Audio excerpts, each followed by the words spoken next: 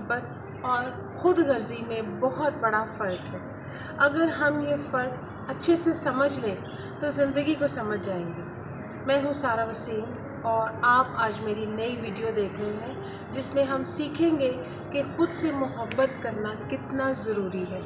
ये जज्बा आपके अंदर ताकत भर देता है और आप अपनी ज़िंदगी अपने लिए और दूसरों के लिए अहम समझना शुरू कर देते हैं।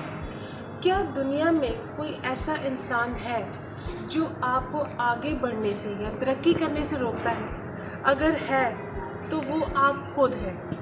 हम बिला वजह दूसरों पर इल्ज़ाम धरते हैं। असल में हमारी अपनी कमज़ोरियाँ हमारा रास्ता रोकती हैं। जब हम खुद से मोहब्बत करना सीखते हैं तो हम खुद को समझने लगते हैं, अपनी ताकत और अपनी कमज़ोरियों से वाकिफ़ होते हैं। हम ये समझने लगते हैं कि कैसे हम दूसरों के साथ ताल्लुकात को बेहतर बना सकते हैं, अपनी फ़तह को मुमकिन बना सकते हैं। अगर कभी नाकाम हो तो रोने के बजाय अपनी गलतियों से सबक हासिल करते हैं। अपनी जीत के लिए दूसरों का सहारा नहीं लेते बल्कि अपनी सलाहियतों का बेहतर इस्तेमाल करते हैं। खुद से मोहब्बत करना एक ऐसा स्टेज है जिसमें अपनी ज़ात को हम इज़्ज़त देते हैं, अपने जज्बात और ख़यालात को परखते हैं और जो चीज़ें या आदतें हम अपनाते हैं उनका जायज़ा लेते हैं, अपने इर्द गिर्द के माहौल को समझने की कोशिश करते हैं। हम खुद से बहुत से सवालात करते हैं कि मैं जो कर रहा हूँ क्या वो दुरुस्त है, जिस सिमत में मैं जा रहा हूँ क्या वो दुरुस्त है, आगे जाकर मेरे लिए वो कितनी फ़ायदेमंद होगी, मैं अपने मुस्तकबिल को संवार रहा हूँ या तबाह कर रहा हूँ, अपने लिए या अपने से जुड़े लोगों के लिए फ़ख्र का बायस हूँ या मेरे साथ पर उनको शर्मिंदगी होती है।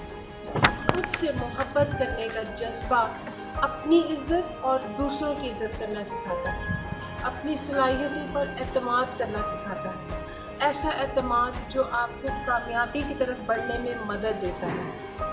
बुनियादी तौर पर ये एक त्रिकोण की तरह होता है जिसके एक सिरे पर हम खुद खड़े होते हैं, जिसमें हम खुद को इज़्ज़त देते हैं, दूसरे सिरे पर हम दूसरों को इज़्ज़त देते हैं और तीसरे सिरे पर वही इज़्ज़त वापस दूसरों की तरफ से हमारी तरफ आती है। इससे बड़ी खुशनसीबी क्या होगी कि लोग आपकी इज़्ज़त करें और आपको अच्छे अल्फाज में याद करें।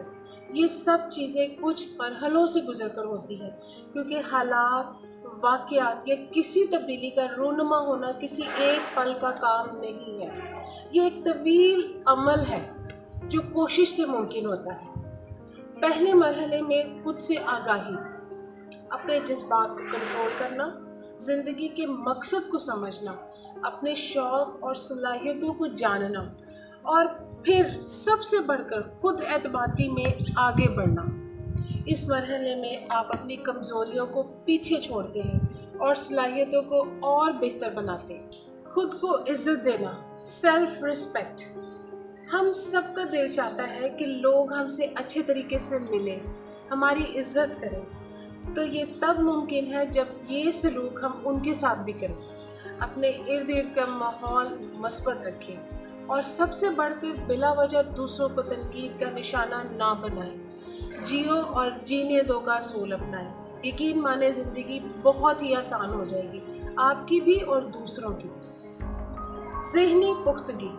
आमतौर पर यह ख्याल किया जाता है कि ज़हनी पुख्तगी का ताल्लुक़ उम्र से है, जो कि बिल्कुल गलत है। ज़रूरी नहीं कि आप 30, 40 या 50 से ऊपर हों तो ही ज़हनी तौर पर आप पुख्ता हो सकते हैं। मैं बहुत से ऐसे नौजवान और समझदार लोगों से मिल चुकी हूँ जो 25 से 30 साल की उम्र के दरमियान ही समझदारी का मुजाहरा करना शुरू कर देते हैं। ज़हनी पुख्तगी या समझदारी आपके कामों में ज़ाहिर होनी चाहिए, या फिर जब आप दूसरे लोगों के साथ बातचीत करते हैं या मिलकर काम करते हैं। ये एक तरह से सोच का बीज होता है जो वक्त के साथ साथ मजबूत दरख्त बनता जाता है।